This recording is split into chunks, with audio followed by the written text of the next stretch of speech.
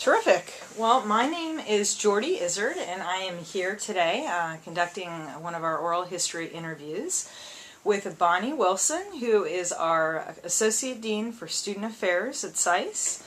And she graduated from SAIS in Bologna in 1967 after being in D.C.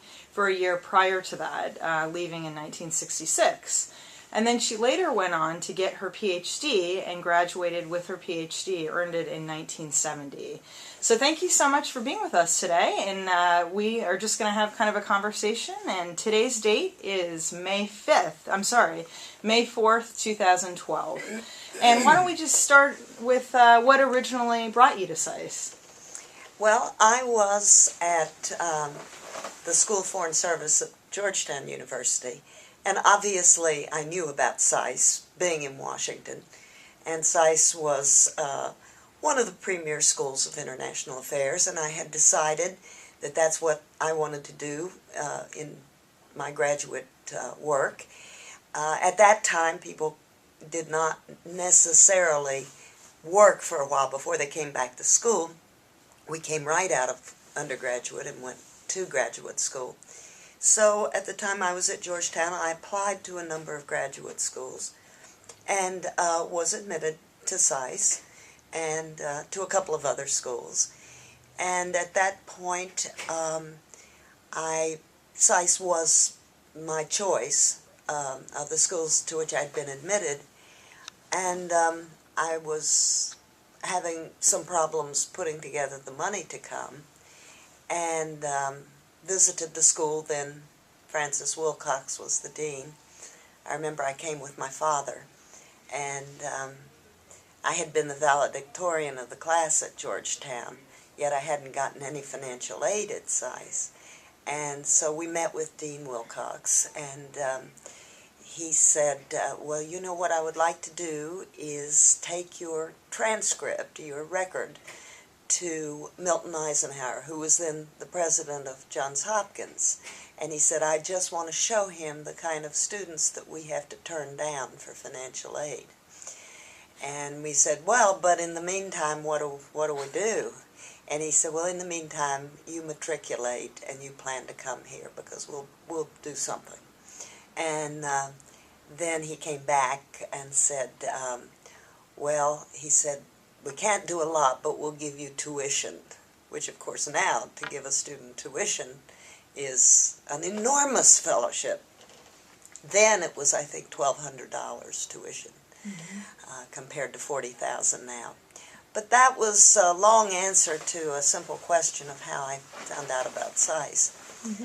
While I was at Georgetown, I had come, obviously, and interviewed. I remember interviewing, my first interview, admissions interview, was with Bob Osgood, who then later became my mentor for my dissertation and the godfather of my children. So, so there were a lot of connections there. That's great. Well, and let's take that a step further and thinking about yourself as a student at SAIS, both in Washington, I guess, as an MA student, and then in Bologna, and then perhaps when you were later on here during your PhD. What are some of your memories of being at SAIS in all of those capacities? Oh my goodness. Well, I remember, of course, that the curriculum was demanding, but having come from the School of Foreign Service at Georgetown, where we had been studying international affairs and both the economics and the politics and the history, I was pretty well prepared for the coursework.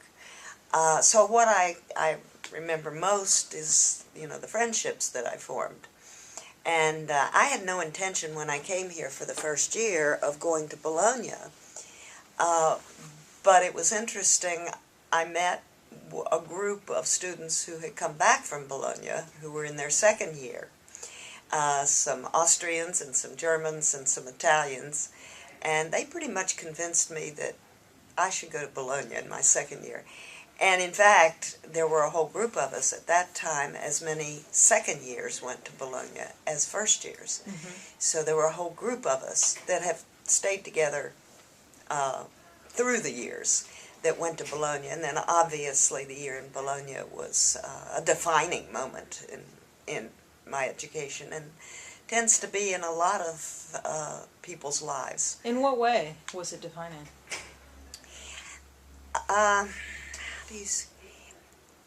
Well, you were in very close contact with a group of people with whom you shared common interests, but who were very diverse in their backgrounds and came from very, very different places. And you came together within the embrace of a foreign culture, which brought you even closer together. And when that culture is Italy, and especially Italy in the late 60s, where there was this flowering after the war of art, cinema, everything. It was all just very new and very exciting. And we have kept up through the years. There's probably not a week that goes by that I don't talk to at least one of the people I was with in Bologna 45 years ago. And last week I was just at our 45th reunion, where of the 80 people who were there together, 20 showed up for, after 45 years. That's terrific. So it's... That's great. What are some of your other memories? Do you remember classes or professors or what it was like? And you talked a little bit about Italy at the time. But... I remember we were all panicked over the language requirement.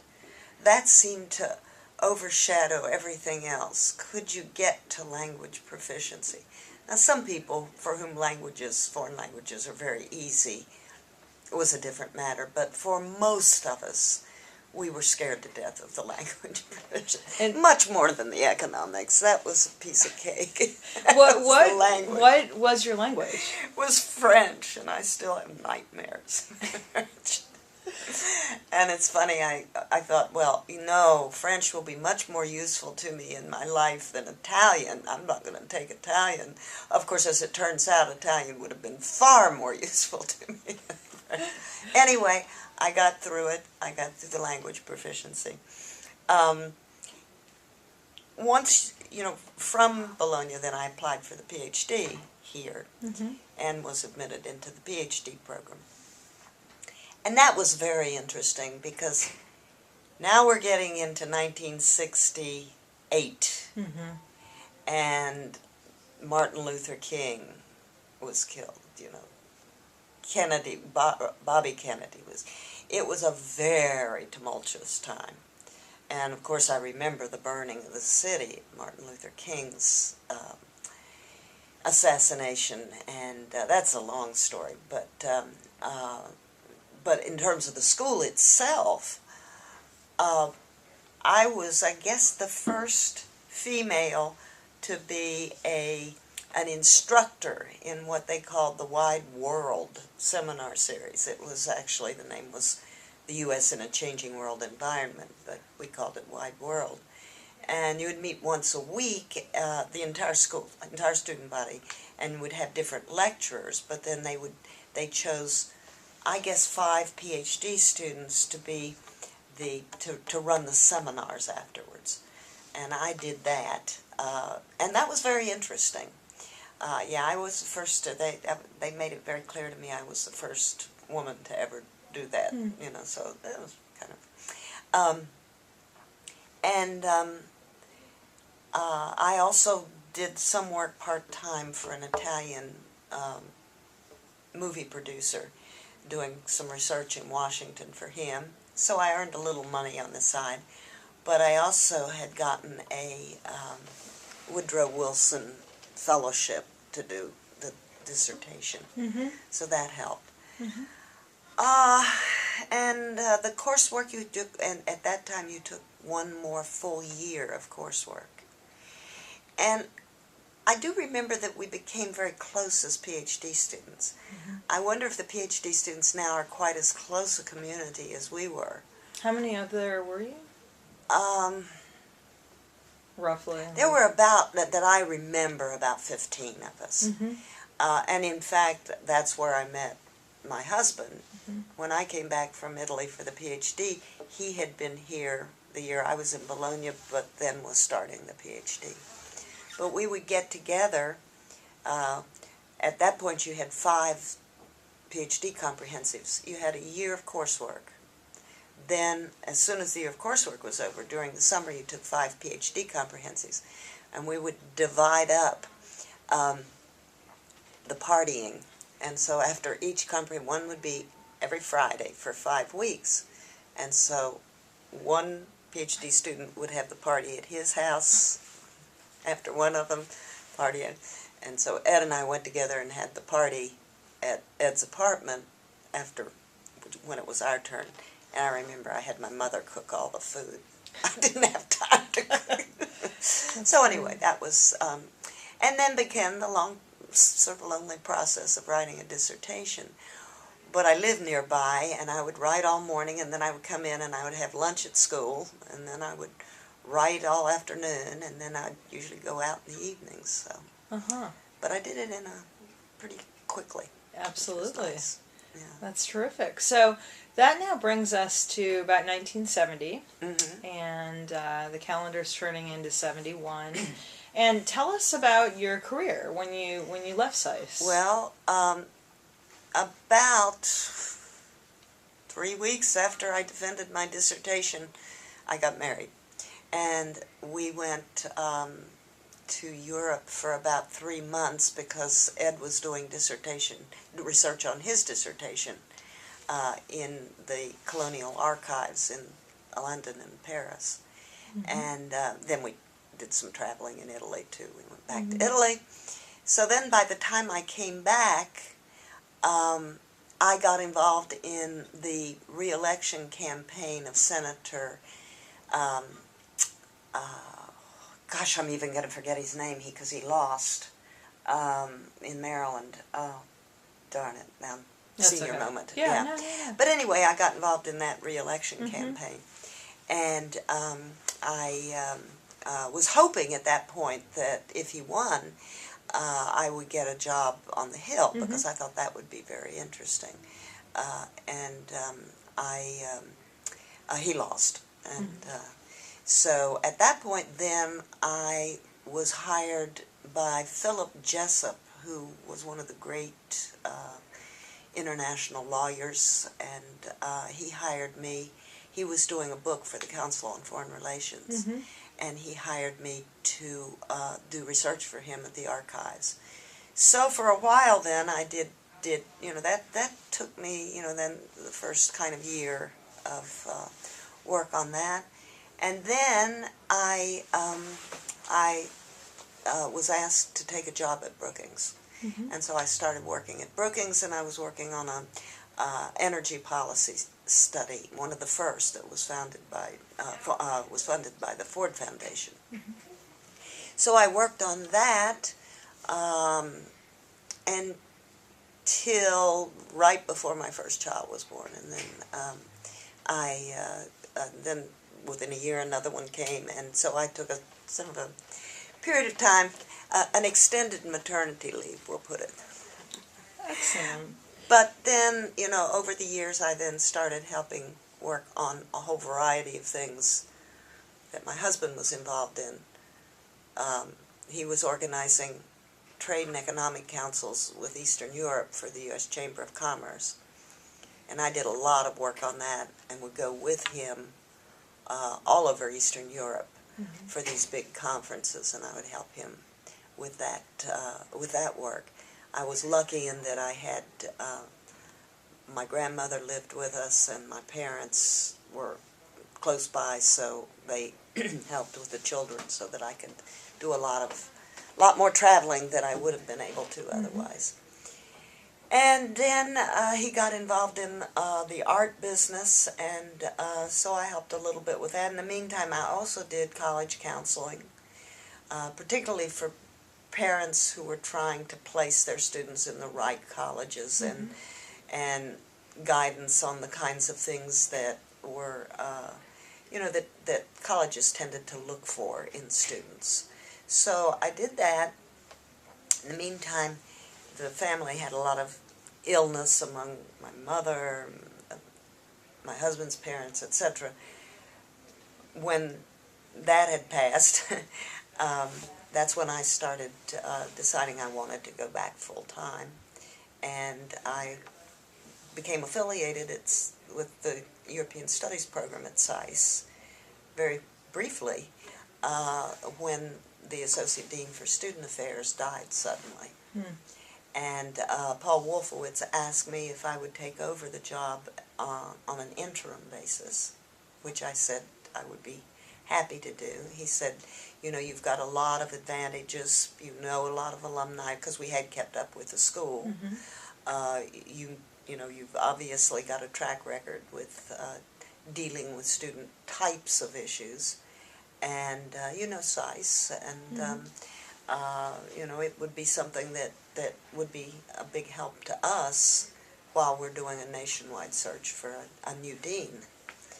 And so I took over in the fall of 1995, and by the spring they had conducted a big search, and people were saying at that time, but why not Dean Wilson?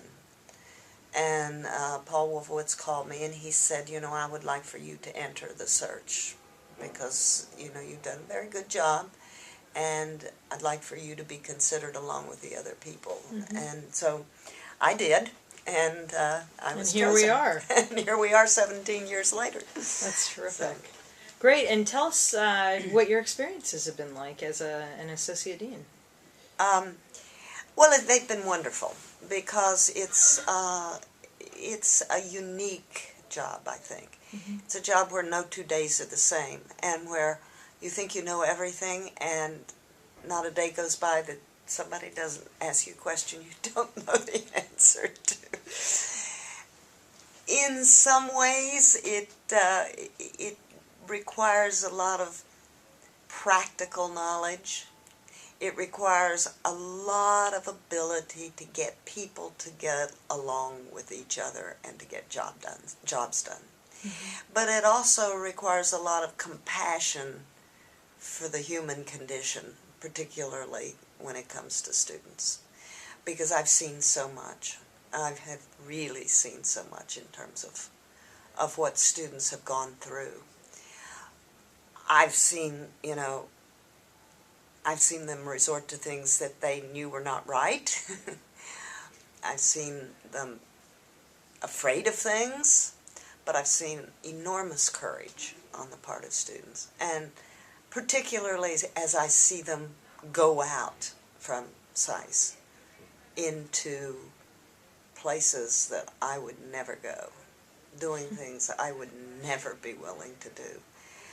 And part of the joy of the job is knowing that even though you wouldn't give up yourself the creature comforts that they do, that you're playing a small role, and that, you know, where they go, there's a little piece of what you've done that goes with them, and that makes it extraordinarily rewarding. Are there parts of it that are tedious? Of course, as any job. But, you know, there's rarely been a Friday that's come that I've said, that I haven't said, darn it, you know. There's so much more to do, you know. It's a very, very interesting job, and it's, you know, involves working with really talented people. You know, like the people that work in student affairs, that have worked for me, have been wonderful, wonderful. The faculty I get along with, I enjoy. We have fun together. And then the other associate deans are great colleagues. So, you know, that all of that has been an important part of my life. Well, terrific. Now, segueing from there into, and you were just speaking of current students, tell us, if you were looking at current students today, what advice might you have for them after your 45 years having left SAIS? What would you tell them? Well, it's an odd question because it's what I do every day. When they come and they ask questions about whatever they may be concerned about at that moment, I tell them a few things. I tell them in the first place, that it isn't essential that they pile up this course and that course and this course and that course so that they've got a transcript that's so packed that they've double majored in this, that, and the other. What is important is that they study while they're here what they love, because that's what they're going to be interested in, that's what they're going to do well in, and that's what they're going to be able to parlay to employers in terms of who they are. An employer is not going to look at them and say, oh, because you double majored in this, I'm sure you're going to be perfect for this job for the rest of your life. That's not how it works. How it works is they need to be prepared for lots of different opportunities. They need to have the flexibility and the creativity that's going to prepare them for international work. And they've got to be able to articulate what value added they're giving. And that's one of the weaknesses that I've seen in SAIS students, is they can't always explain their worth. They can't always explain what this degree has given them that they can give to an employer. And there would be some of the advice that I would say. Mm-hmm. I would say, be able to really explain who you are, what you can do, where what you have learned will make you a flexible and valuable team player to what they are trying to do.